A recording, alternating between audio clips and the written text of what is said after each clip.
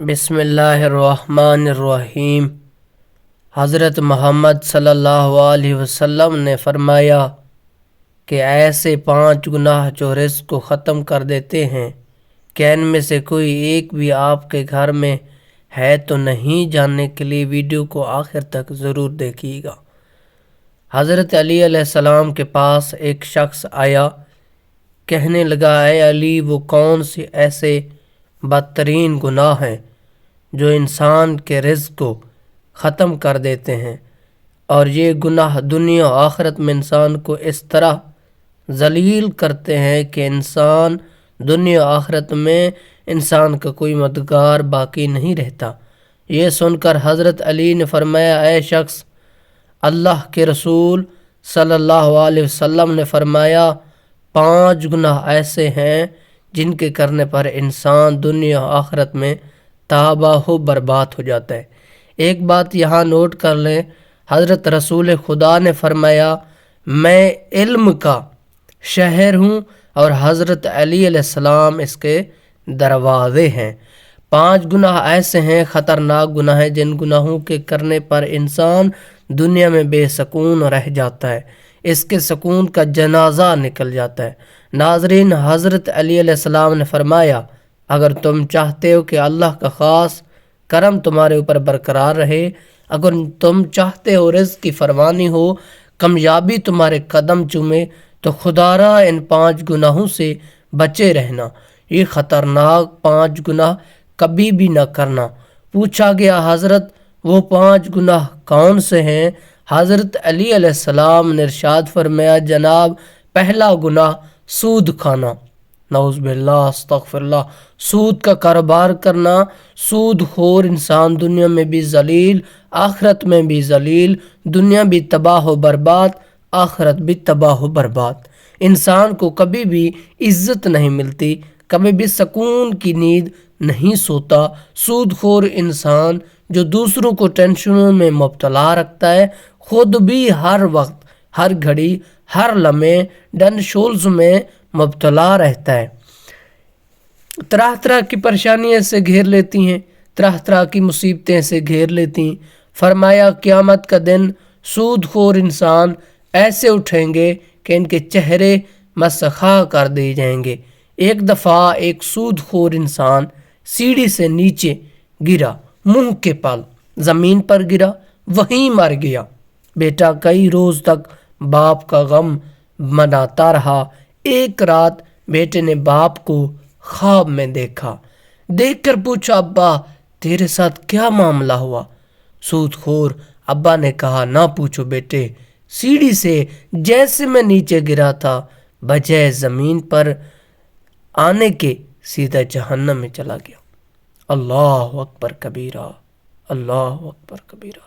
حضرت شیخ سعدی رحمت اللہ علیہ فرماتے ہیں، میں نے ایک نیا مکان خرید رہا تھا، مکان کی تلاش میں تھا، اتنے میں ایک سود خور میرے پاس آیا، مجھے کہنے لگا یہ مکان خرید لو، عمدہ مکان ہے، اس میں کوئی عیب نہیں، اچھا مکان ہے، میں آپ کا ہمسایہ ہوں۔ سنیں حضرت شیخ سعدی رحمۃ اللہ علیہ نے اس کو کیا جواب دیا، غور فکر ہے میرے دوستو، اس بات کو اپنے کوئی چیز ڈائری میں لکھ لو۔ اس محلے کا رہنے والا ہوں، سود خور انسان مجھے کہنے لگا میں آپ کا ہمسایہ بن جاؤں گا، یہ مکان بڑی عمدہ مکان ہے، اس میں کوئی عیب نہیں۔ حضرت شیخ سعدی رحمت اللہ علیہ نے فرماتے ہیں، او نادان، تو کہتا ہے اس میں کوئی عیب نہیں، مجھے تو سارے کے سارا عیب ہی عیب نظر آتے ہیں۔ اللہ اکبر کبیرہ۔ اس نے کہا، حضرت وہ کیسے؟ آپ رحمت اللہ علیہ نے فرمایا، اسی سے بڑا عیب کیا ہوگا کہ ایک سود خور میرا پڑوسی ہے۔ اللہ اکبر۔ اور جہاں تو جیسا پڑوسی ہو وہ مقام مفت میں بھی ملے پھر بھی مہنگا ہے۔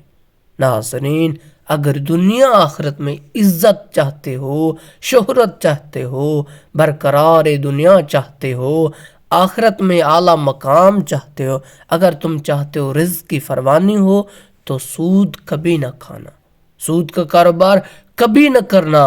آپ علیہ السلام نے فرمایا دوسرا گناہ کسی نیک مستورات عورت پر تہمت لگانا، کسی نیک متقی پرہیزگار عورت پر تہمت لگانا۔ آپ علیہ السلام نے فرمایا کسی عورت پر تہمت نہ لگایا کر، کسی کی بیٹی پر تہمت نہ لگایا کر اس سے پہلے کہ تیری بیٹی کے اوپر تہمت لگائی جائے۔ میرا اللہ فرماتا ہے جو شخص کسی عورت پر تہمت لگاتا ہے، جو کسی نیک عورت پر تہمت لگاتا ہے، حالانکہ وہ اچھی ہے، نیک ہے، متقی ہے، پرہیزگار ہے، نمازیں پڑھتی ہے، روزے بھی رکھتی ہے، جو شخص کسی اچھی عورت پر تہمت لگاتا ہے وہ دنیا و آخرت میں ذلیل و خوار ہو جاتا ہے۔ ناظرین، اگر تم کسی کی بیٹی سے نکاح نہیں کر سکتے تو نہ کرنا، کوئی بات نہیں، لیکن کسی کی بیٹی کے اوپر تہمت کبھی نہ لگانا۔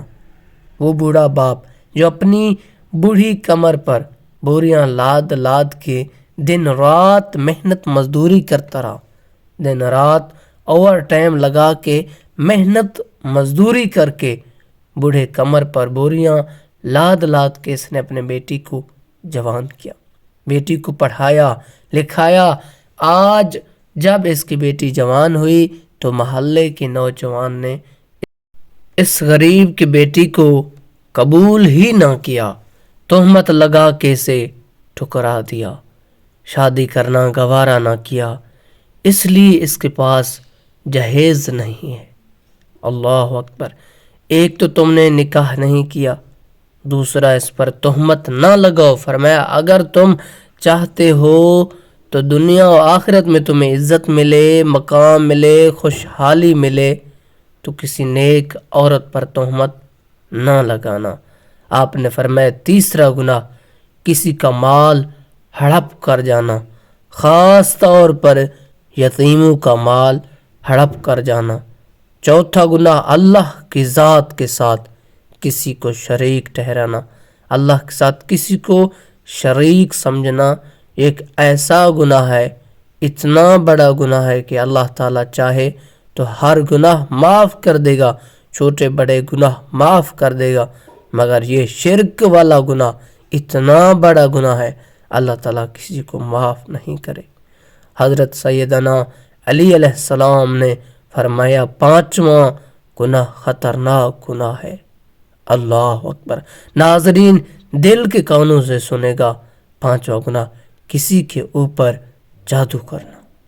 جادوگر شخص کے گھر کا کھانا حرام، اس کے گھر کے ہر چیز حرام۔